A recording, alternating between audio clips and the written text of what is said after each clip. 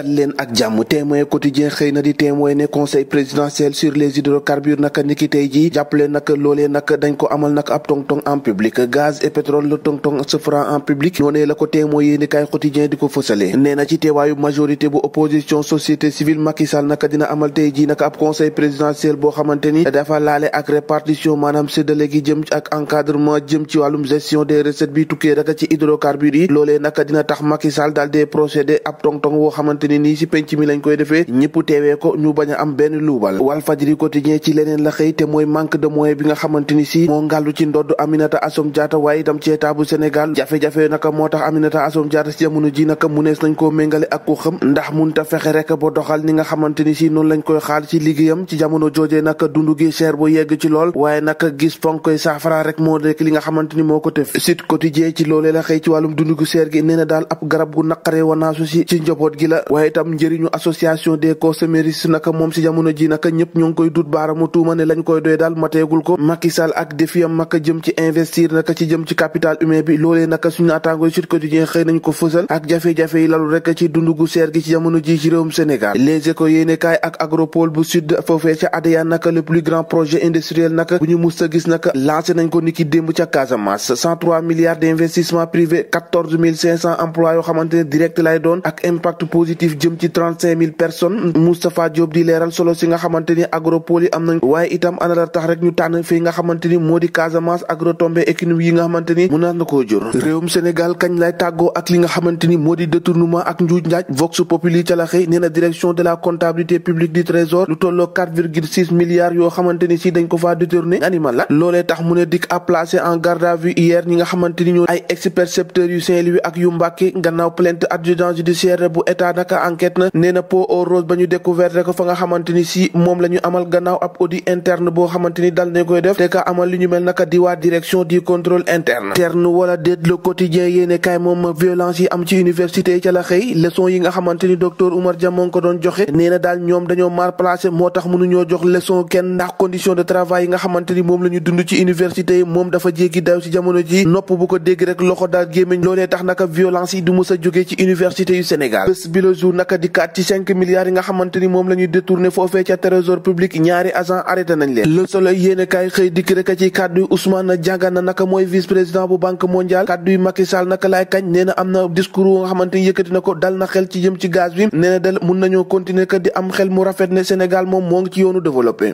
développement boobu moo ngi bëgg a yéex de laas yéene kaay di kaat ci détournement bi nga xamante ne amal nañ ko foofee ca poste dig nag moom gannaaw ba mu defee ab lëmbaj nag 4 milliards la ne daal gars yi yóbbu nañ ko jamono ji nag ñaari agent yoo xamante ni yoon teg na leen loxo libération yéene kaay ne ñaari agent yooyu nag ñaari inspecteur du trésor placé en garde à vue la ñoom nag niki démb lañ leen téyandeku foofu en attendant rek ñuy xool naka enquête bi fan lay mujjee l'observateur nee na poste boobee ab ndëgg sirax la boo xamante ni moo ngi ci xolu état bu Sénégal lu jëm ci wàllum pension de recette lu jëm ci wàllum pension de retraite bourse familiale compte particulier nee na daal ay bomba ngi noonu yoo xamante ni nar naa yàqate bu baax a baax naka régime bi fi nekk waa IGE naka ñu ngi leen di xaarandi ci bureau bu Abdoulaye Bibi Baldé mu daal dee waaye ñoom ñooñu naka daal dinañu xaatim ab note de cessation d'activité boo xamante ni mu ngi jëm ci benn xaaju personnel bu poste boobu élection locale yi ak candidat ya ca bokk naka mu mel nii si ay journaliste Ndoye Bane Ahmed Aïdara Seydina Omar Ba seenu nataal naka xëy fës loola ci mandat yéene kaay nee na ces grandes voix qui briguent des voix ñoom naka ay borom yu baat lañu di wax ci rajo yi si jamono ji naka baatu askan wi lañu soxla noonee nag la ko yéene kaay bi xëy fësale waaye naka waa CNRA ñoo ngi seenu tànk naka bëgg leen lankal naka seenu